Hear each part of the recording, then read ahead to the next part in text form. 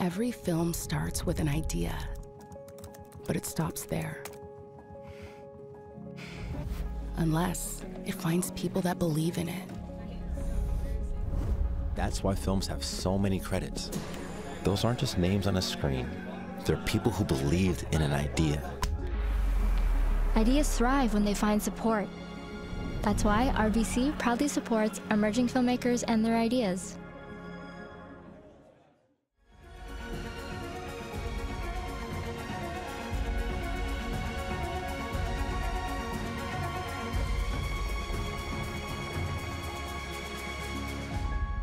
How are you? Wonderful. I'd like to extend on behalf of RBC a warm welcome to everyone who has joined us for today's intimate conversation with celebrated film director who brings to life the important story of gay and civil rights activist Bayard Rustin in his latest Netflix film, actually. And a big thank you to our partners at the LA Times who made this event possible. I'm delighted to be here in my capacity as VP of Social Impact Innovation at RBC. My name is Mark Beckles. I just forgot my name. Can you imagine that? At RBC, we care about investing in the places where we live and work. Our support for the arts has been a long-standing priority, and we recognize the role that it plays in building vibrant communities and strong economies. RBC Emerging Artists, our multi-year funding commitment, is dedicated to the development of emerging artists and filmmakers through mentorship programs, through education and access to new audiences, through transformative programs. And our partnership with the Toronto International Film Festival and its RBC Screen Creators Initiative is one example of that type of transformative program. It champions diversity, equity, inclusion, and belonging in film, providing opportunities for emerging artists to establish full-time careers within their fields and centering on equity-deserving groups while fostering a sense of belonging for all people of all backgrounds.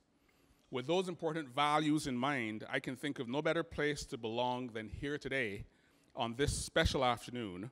And so with that, please join with me in welcoming to the stage Matt Brennan, the Los Angeles Times Deputy Editor for Entertainment and the Arts, leading the newsroom's pop culture coverage. He also previously served as the Times television editor. So over to you, Matt, and thank you all for coming.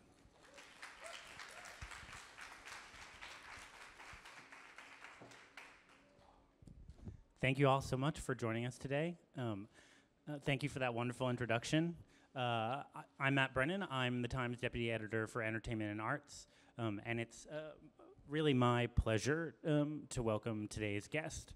Since establishing himself as one of the most sought-after directors in the American theater, George C. Wolfe has taken that keen eye for dramatic storytelling to the screen, bringing to life such acclaimed works as Lackawanna Blues, his feature debut, HBO's Immortal Life of Henrietta Lacks, starring Oprah Winfrey, Ma Rainey's Black Bottom, which earned 5 Academy Award nominations and won 2. Now, he brings us Netflix's Rustin, an enthralling and inspiring look at activist and organizer Bayard Rustin, one of the leading figures of the civil rights movement and an LGBTQ pioneer. Please join me in welcoming George C. Wolfe to the first ever LA Times panel at TIFF.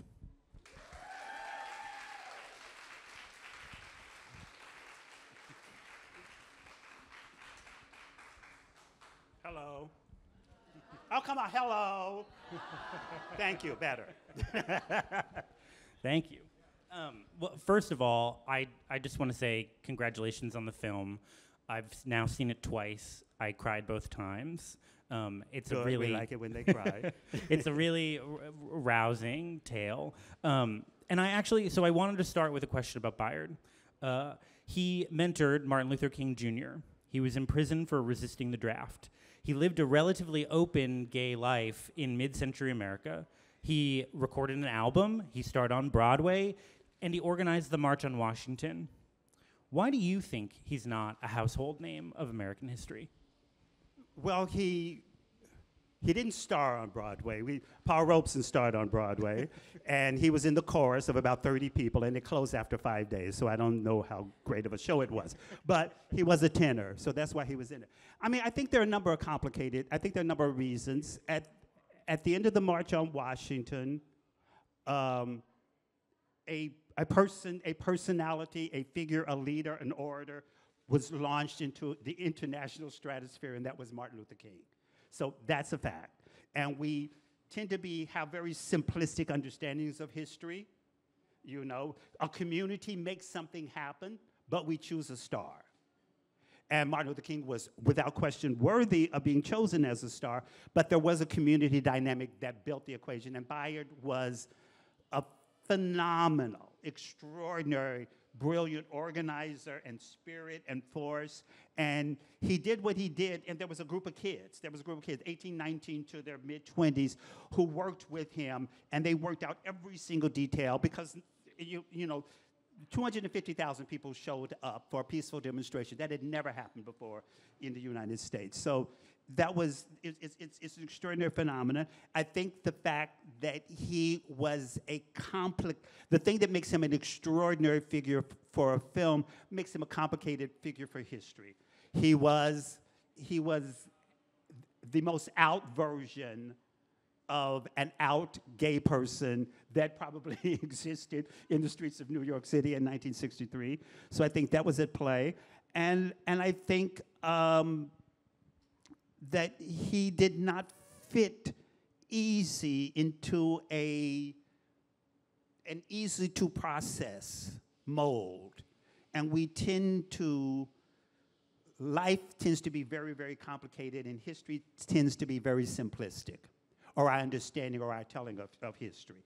So I think there was that discrepancy. And also I think he was a close friend and a mentor to a very remarkable leader, you know, in terms of American cultural, political landscape, and that was Martin Luther King. And once again, it's much easier to ingest, you know, that person versus the complexity of what surrounded them. So I think that's why.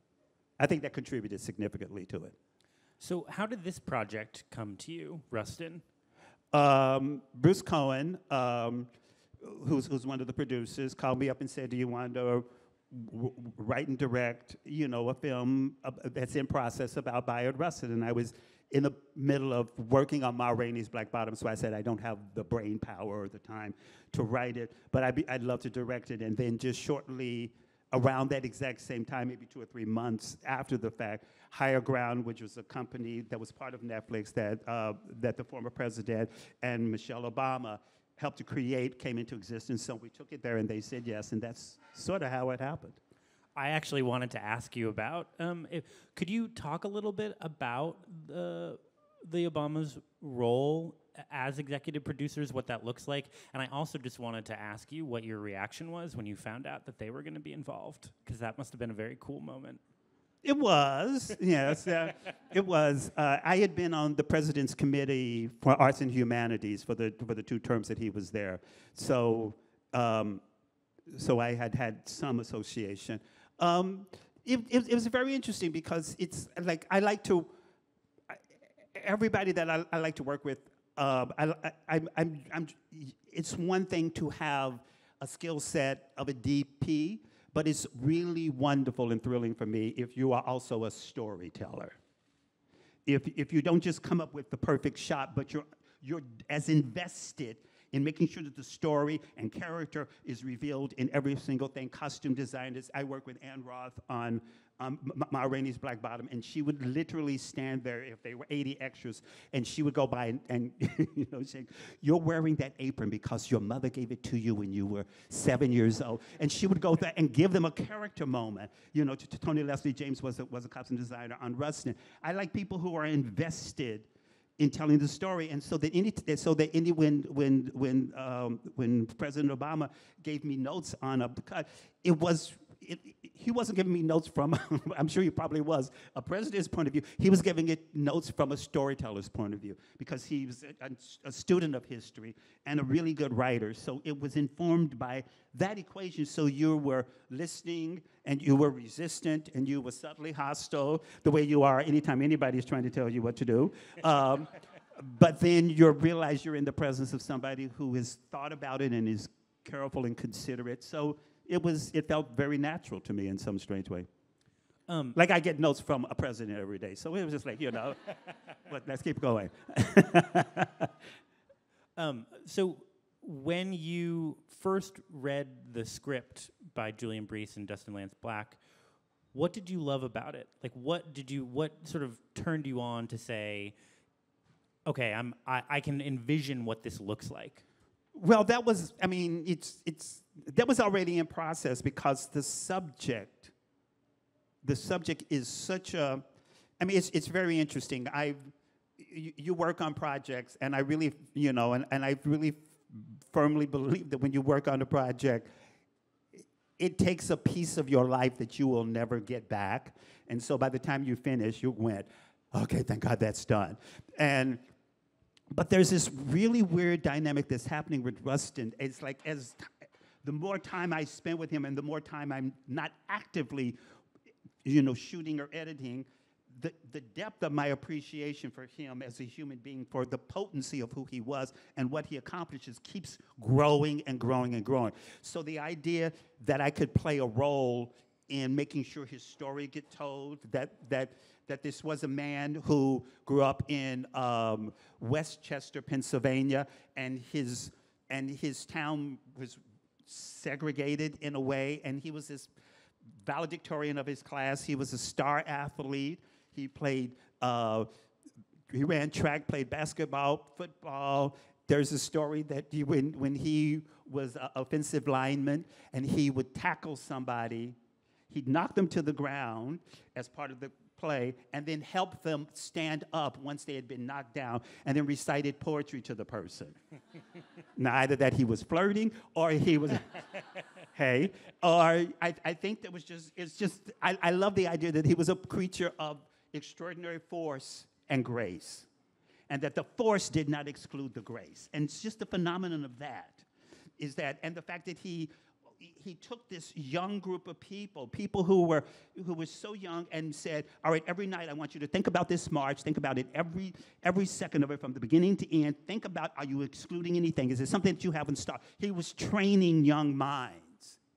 And so that therefore when people would, a lot of this is in the film, so that when people were driving to D.C., when they stopped at a toll booth, they were given a piece of paper, told where to go, where to park, what to do. That fact that there was this brain, that there was this vision that was connected to this human being who believed in nonviolence, who went to India to study, became a close associate with MLK, but also had the brain to figure out how to make sure that there were enough toilets there, enough water fountains there, and all these details, just the breadth of his vision and his ability to push and shove and encourage and empower those who were younger to do the same, to look at the world that way, that is a thing which I choose to think about, is that activism is not a noun, activism is a verb.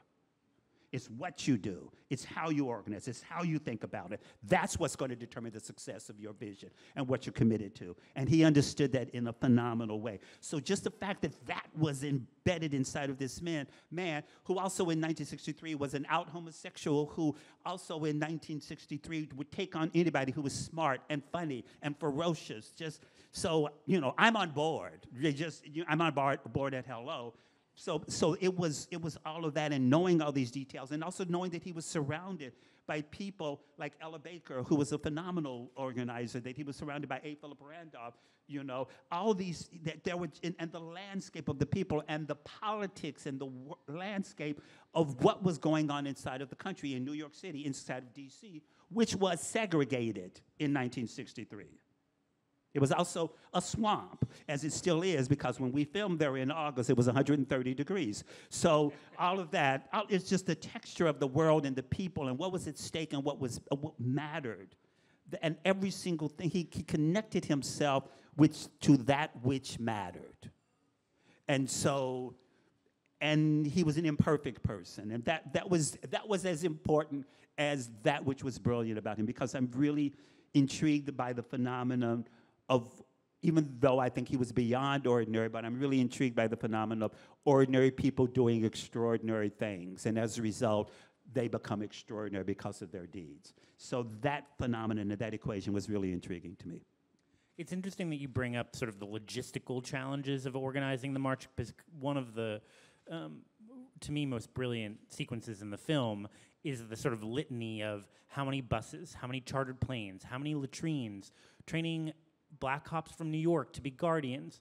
But while I was watching it, I also sort of was thinking that kind of logistical prowess is also required of a film director. Mm-hmm. Did you sort of see any parallels in terms of sort of, you know, his genius for that kind of granular organizing with your role, making sure that a film sort of goes smoothly? Well, yes.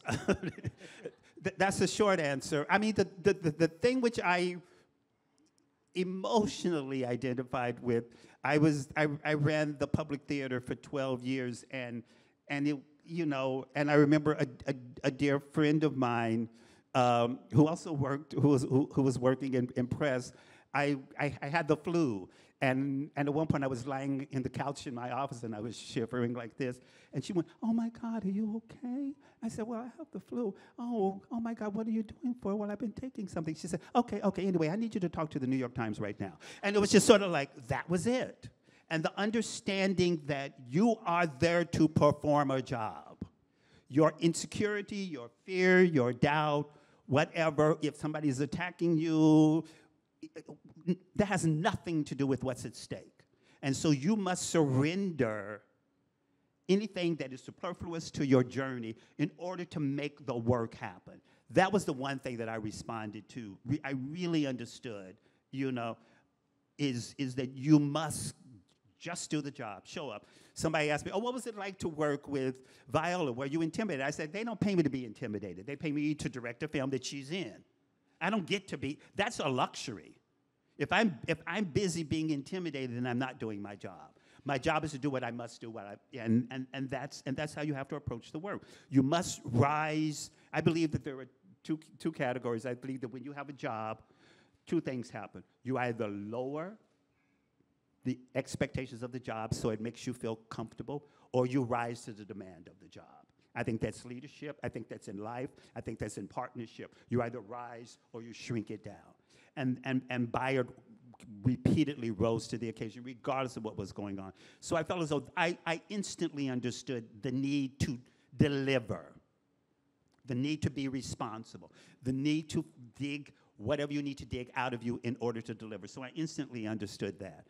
And I think I understood intrinsically the need to empower those you are working with, and a friend of mine, a brilliant set designer, one time described collaboration as a word that directors invented to make everybody feel good about obeying them, and you know, and so it was. I had brilliant, extraordinary, generous collaborators, and that also helps. One of whom is Coleman Domingo, who Yes. plays Bayard and is utterly extraordinary in the film. I'm wondering, was he who you envisioned all along? Did he audition? How did he come aboard the project? Well, I'd known Coleman for a long time, and as it was all coming together, I was reading a scene or making adjustments or making notes or talking with the production designer. It was like, oh yeah, Coleman could do this. Oh yeah, Coleman. And then, so after a while, his name just kept on emerging, and then until in essence it became inevitable. So there wasn't a rigorous audition process, nor was there like bling Coleman. It was just, it sort of came as it came. What can you tell us about Coleman's preparation for and your sort of collaboration with him on developing the character? Bayard has a very distinctive voice, saunter style. What did that process look like of sort of getting it authentic to the real life figure? Well, there was an internal process that he went through, but also I'm a great believer in rehearsal. So we had 2 weeks of rehearsal on the project. Every day before we would shoot, I'd clear the set of every single person, and it would just be me and the actors, and we'd work through. And I'm a firm believer that an audience can tell when they are in the presence of a truth that an actor or a director or anybody working on the project brings from a project that they've previously done. They can tell when they are in the presence of a stale truth, and they can tell when they are in the presence of a truth that was discovered just for them.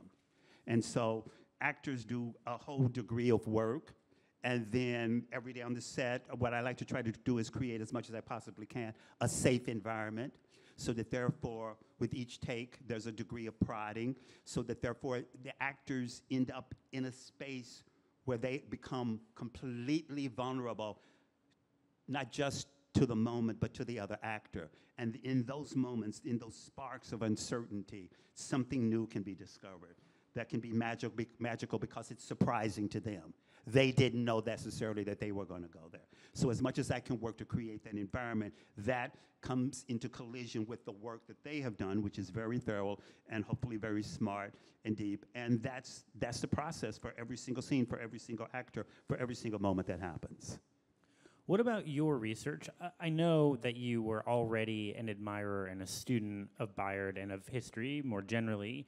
Was there anything additional where you felt like you needed to do a deeper dive in order to be prepared to shoot the film? Well, anytime you do any period, I just try to ingest it as much as I possibly can, so that therefore I'm not an alien to the world, you know, so that therefore I have as intensive as is possible an understanding of the political landscape, of the popular landscape, you know, and even though I was alive, I was very, very young at the time, very, very young.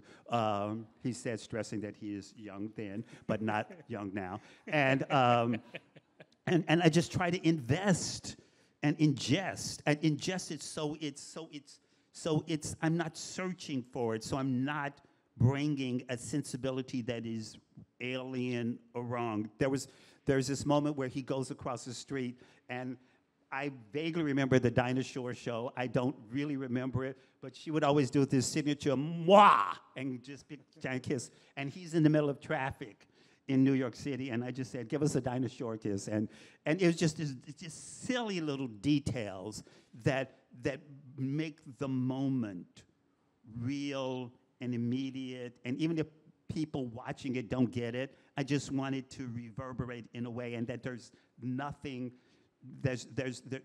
behaviorally. I spent more hours than I care to recall looking at young black men's holes in their ears from their earrings, so that therefore we could remove them all because nobody was walking around with holes in their ears in 1963.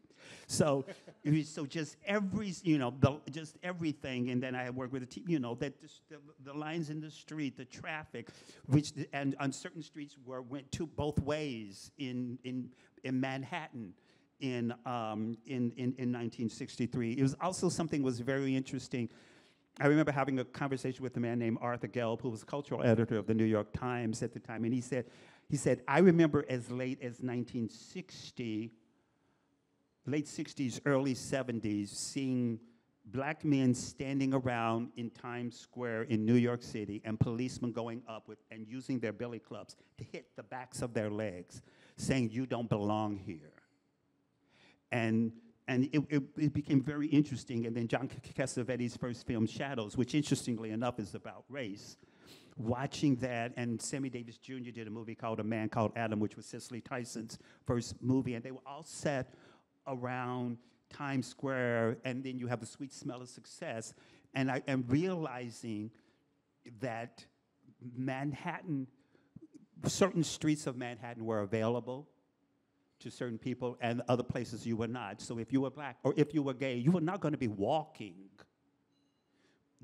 brazenly, freely in Times Square. So that therefore it was much more so about being on 8th Avenue or 9th Avenue or even more 10th Avenue, so that a lot of time you spent were in the shadows.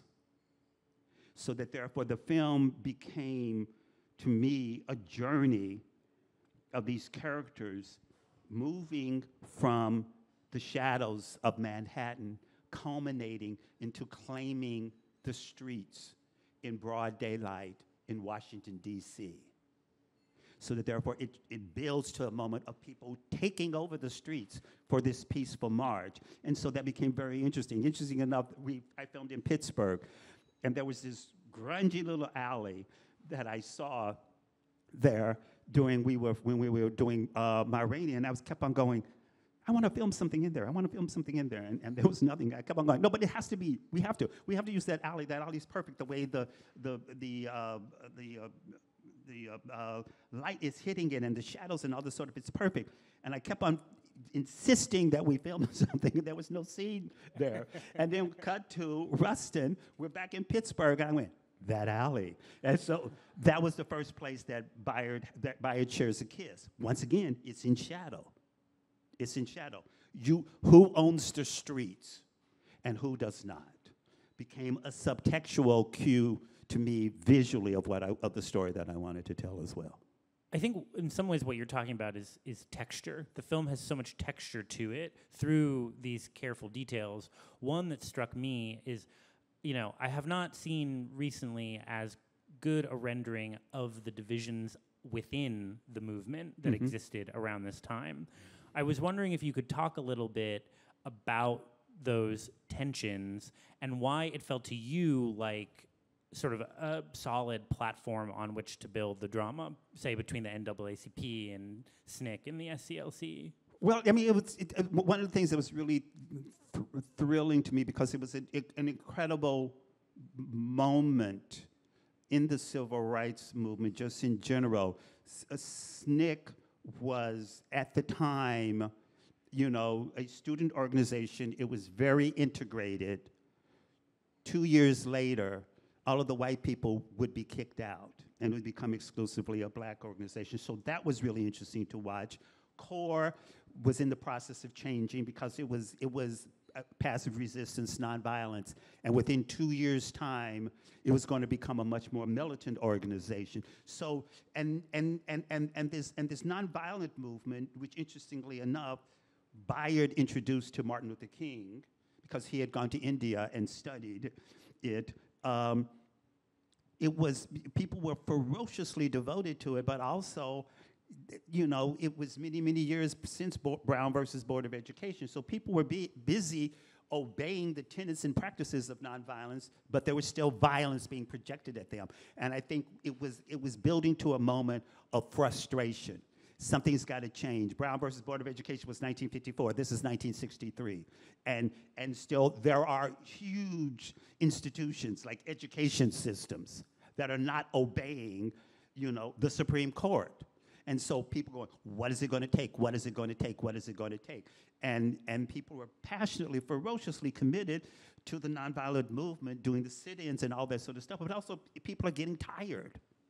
So it's this moment that is happening in NAACP with this glorious victory of Brown versus Board of Education.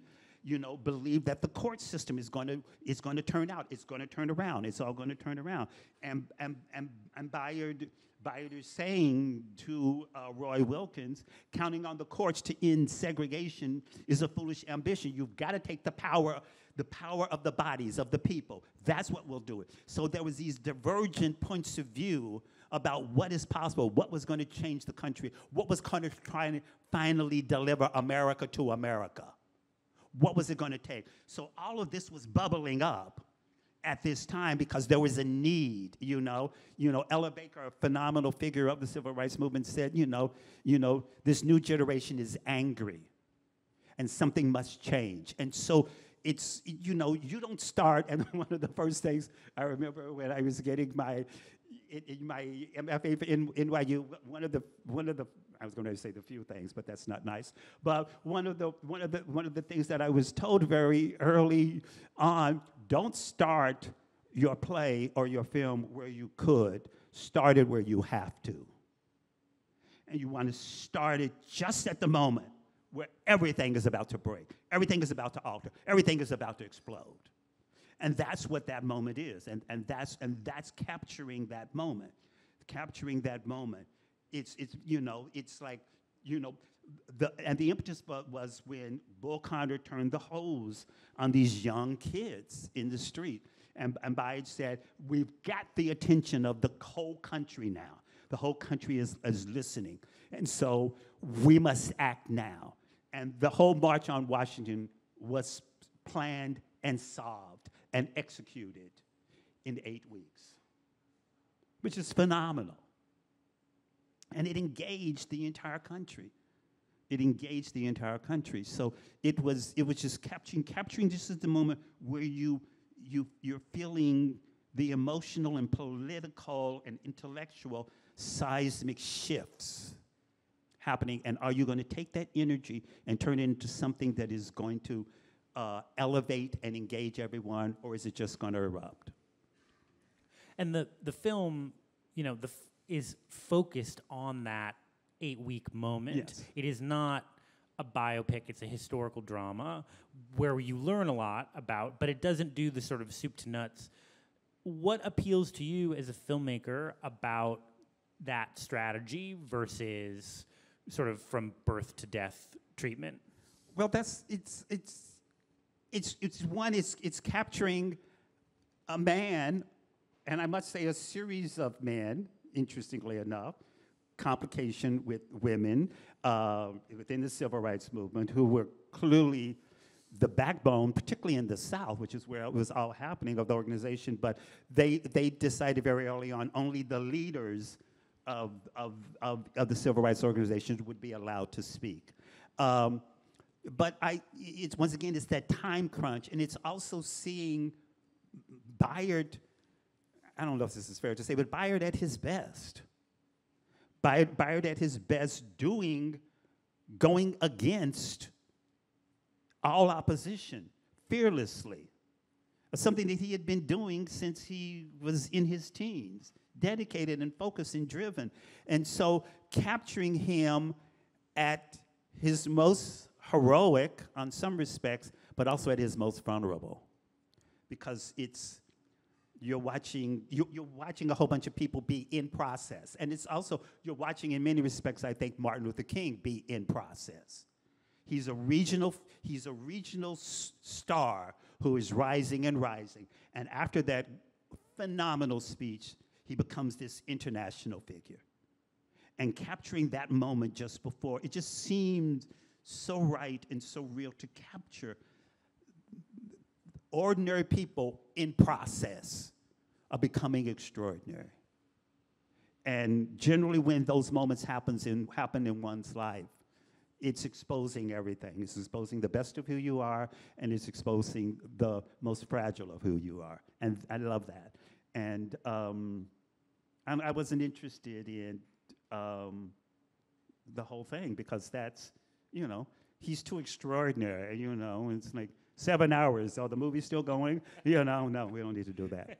Having spent sort of so much time with Bayard at this point, what do you think it was that made him the person who was capable of bringing together all of these very diverse and often fractious constituencies into one event of such magnitude? Well, I think there was a collective. I think you can't exclude A. Philip Randolph. You can't exclude Dr. Anna Arnold Hedgeman, who was this very smart New York-based politician.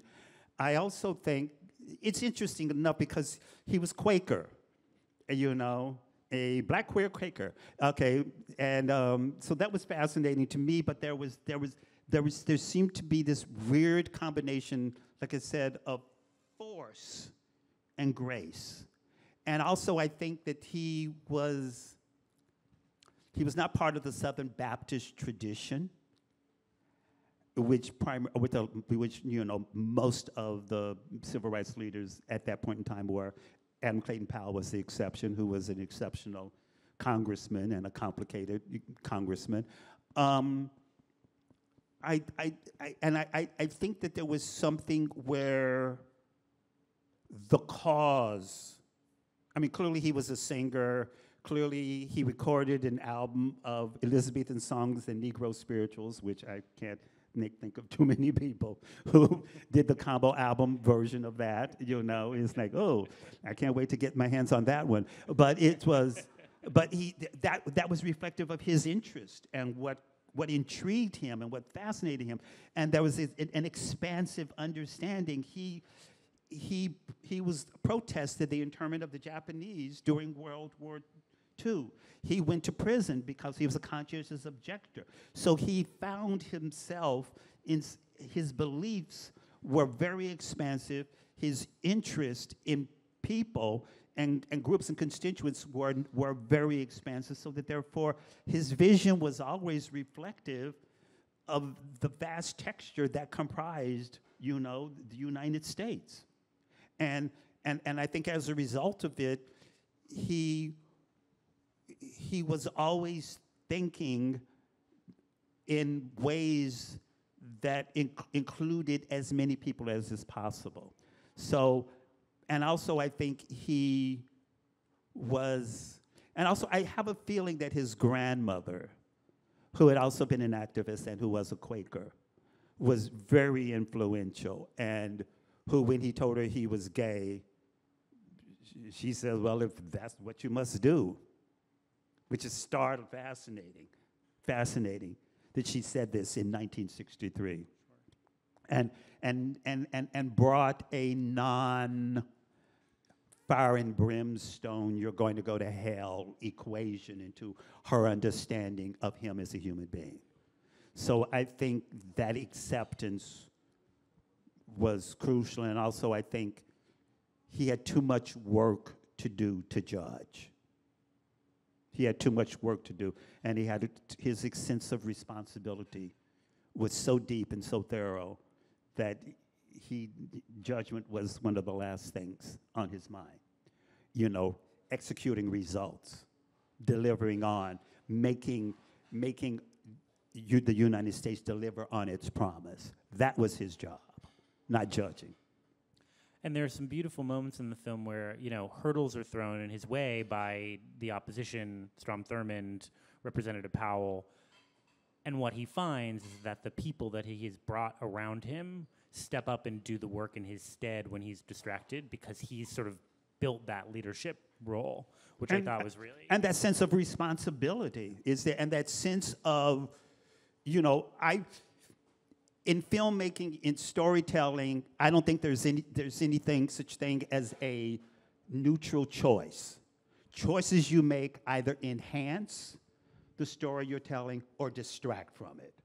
Neutrality doesn't exist. I think the same thing is true in politics. I think the same thing is true in citizenship. What you're doing either enhances the vision or distracts. And I think he imbued the young people who followed him with that sense of responsibility. You're either making the planet better or you're making it worse. To hell with neutrality. It doesn't exist. So you're either delivering on your job as a participant in altering, you know, at one point he says, you know, we're committed to altering the trajectory of this country toward freedom. Nothing less. That's what's on the line. And I think he deeply, deeply, deeply believed that, and he passed that sense of belief and responsibility and commitment and drive to all those around him. Given that the full name of the march was the March on Washington for Jobs and Freedom, I did want to ask you a couple questions about the current labor issues in Hollywood. A number of observers have sort of pointed out that by making a deal early, the Directors Guild of America doesn't necessarily stand to get the same concessions from the studios that the writers and the actors might by holding out. Do you feel that the Guild got a good deal, or do you wish that they had held out longer and could have gotten a better deal? I think the Directors Guild has, prior to this time, proven itself to be very savvy. And so it's very interesting because when at one point when the march was in peril, the march was originally going to be 2 days. And at one point, when the march was in economic peril, it was the unions who came to the rescue and provided the additional amount of money. So I think the directors made a series of smart decisions, and he's hoping that the actors and the writers will do so as well. And it's the world is changing, and I think there's an equation of perpetual catch-up because the world is changing and the technology is changing so quickly. So I think it's very much so in process, so I don't feel completely equipped to pass judgment yet. And one other thing, just because you've made this film and your previous film for Netflix, one of the arguments that the WGA and SAG-AFTRA have made is that payment should be connected to success.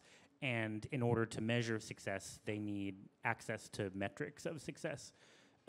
When you've made projects for Netflix like Ma Rainey, what sort of metrics are you privy to in terms of how the film does on the platform? That's a challenging question. I'm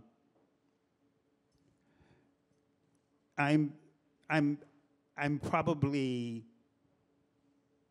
I would say probably 60% aware as opposed to 100% aware, and I think I have to take X amount of responsibility for that. You know, it's consumed in the doing. It's easy to become consumed in the doing as opposed to the consumed by the judging and the processing and being in command of the doing once the doing is done. So I think I would have to take a greater degree of responsibility as well. Both as a film director, theater director, do you read reviews, or are you? Hell no. Okay, so okay. No. Because why not?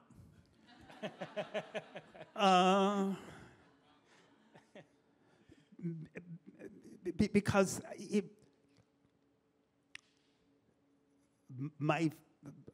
the first play I ever did in New York City got hate reviews. There was a tornado passing through New York City on the day that the review came out. So I found myself standing on the corner of 96th and Broadway with wind blowing and blowing me away, reading this human being's assessment of my work. And I went, this is not interesting. And then 8 months later, I did another project, the Colored Museum, in which it was like, where has he been all his life? I said, recovering from your bad review. So so it's just like, if you empower somebody, to me, it's giving away power. It's giving away power. I'm only interested in ingesting that which empowers me to do my job better. I'm not interested in ingesting something that's going to distract me from doing my job.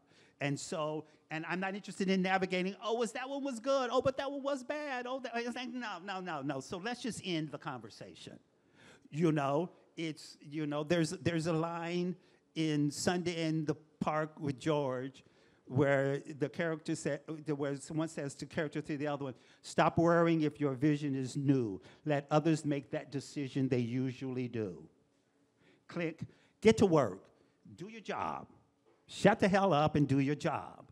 Go into a room with actors, with a production designer, with the DP, and get to work. Do your work, and all that's going to happen is going to happen. Do your work, keep working, do your job, tell the stories that are about empowerment. And don't get distracted by anything that's going to distract you from that. It's just want to keep it very basic and very simple. You know, the work is hard, do the hard work. And then other people will write about it and talk about it, and then maybe, 80 years from now, I'll read them. Since you bring up power, that is a good segue to my last question before I get to a couple audience questions that were submitted. There's a line early in the film where Rustin says to King, One of my greatest joys is watching you rise, own your power. But the film also proceeds to depict Rustin owning his own power. I'm wondering if you could talk about, was there a moment in your life or your career that you could talk about where you felt like you really stepped into your power as a creative?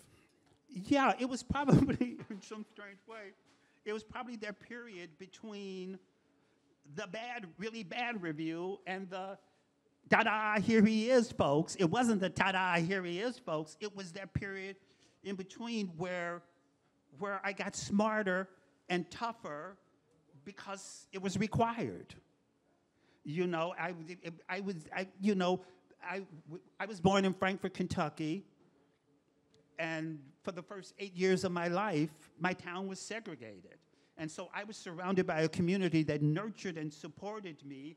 And so from the very beginning, I was born with this sense of responsibility for community, responsibility for humanity. You know, I'm 8 years old, but I'm taking on that sense of responsibility. It is your responsibility to make it better. It is your responsibility to make it better. And anytime you become distracted by silliness that has nothing to do with that, then you're surrendering power. And so that was the initial seed. And then with that happening and then getting the bad review is going like, oh, do I do this because I want some people to pat me on the head and say good boy, or am I doing this because I want to tell stories, because I want to empower people? At the end of Hamlet, Fortinbras says, we must go forward. Dead bodies all over the place, and we must go forward. And that's I think is the responsibility of an artist, to give an audience the sense of empowerment so they can go forward, so they can claim the power that they have in their lives, to look around and assess and see if they have it, and if they don't, do something about it. I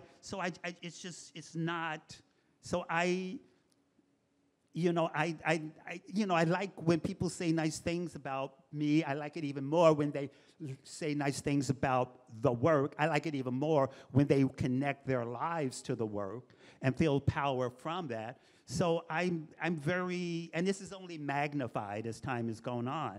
I dreamed of having a career, in the New York theater, and fortunately enough, I did. And after the first, or second Broadway show I did, I then took a job running the public theater so I could give rooms to other artists to work.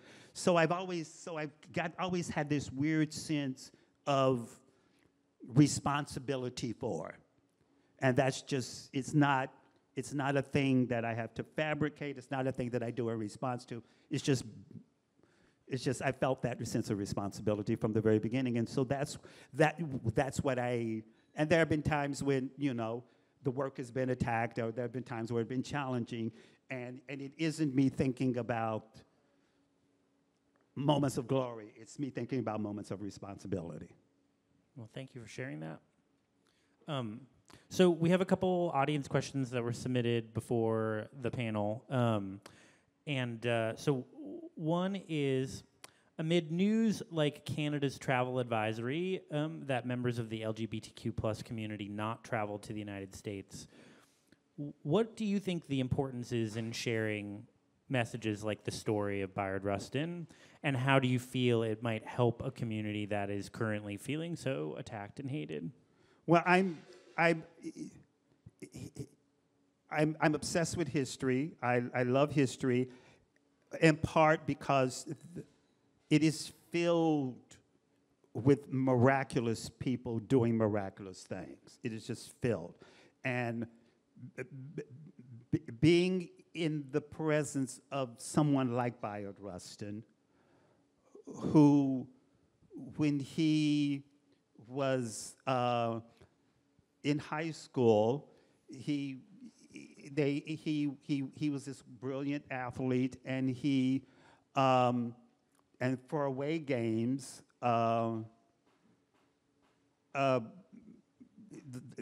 the black players would stay in substandard places, and so he organized at age 15, 16, and said, "We're not going to play. Change that." And so just hearing the stories of defiance, hearing the stories of defiance, hearing people who stand up and say no is very important, and to surround yourself and to wrap those stories around you, because it emboldens you. And if people did something when times were more brutal, then you must rise to the occasion as well. And the more that you know these stories, the more you know these stories of defiance, act. And hearing them emboldens you. So I think it's deeply, deeply, I think a part of me has changed from having directed a story about this man. I think, I always considered myself sort of brave, and you're not stopping me. And I think that's magnified just by working on this film by him, because I've been living next to him and seeing that his commitment was unapologetic. And it came with humor, and it came with defiance, and it came with strength. So that would be my answer. And I think we have time for one last one. Rustin and another TIFF 23 premiere, Stamped from the Beginning, have similar themes dealing with racism and anti-racism, whether looking at 60 years or 400 plus years. What do you think is required, and what is realistic to expect to genuinely overcome? Is it truly achievable when many believe in anti-racism yet support the benefits of superiority? It is achievable, and that's a decision to believe that it is, and it comes from a sense of ownership. The United States is mine. Who I descended from, have been there for a long time, fighting and making and claiming and building and sacrificing and risking. So if it's not mine, then it's not anybody's.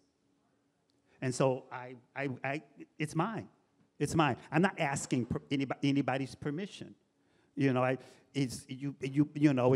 was trained very early on to, once you get in the room, open up the doors and open the doors and windows and let in as many people as you possibly can, because it's going to be reflective of the world that you're living in. And that's it is each of ours responsibility to do. People are going to think, people are going to do what they do. So therefore, find like-minded people, join forces with them, and charge forward. I have to be aware of the obstacle. I have to be aware of the demon thought process, but I also need to be aware of the coalition that I can build and the people that I can connect with and the people who believe and are as invested in me, and form those coalitions and imbue energy and faith in those coalitions.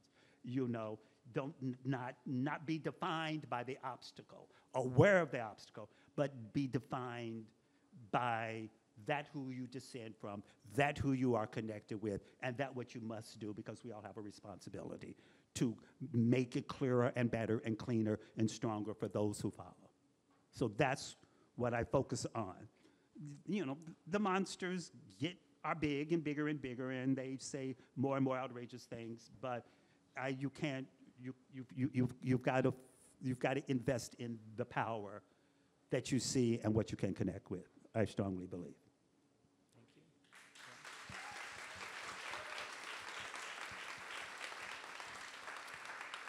I want to thank all of you for joining us. I want to thank RBC for hosting us. And I especially want to thank you, George, for joining us in the LA Times studio. This was really great. Thank you.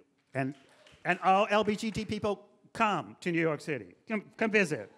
Don't let anybody keep you away. We're missing your visit. Thank you. Thanks again.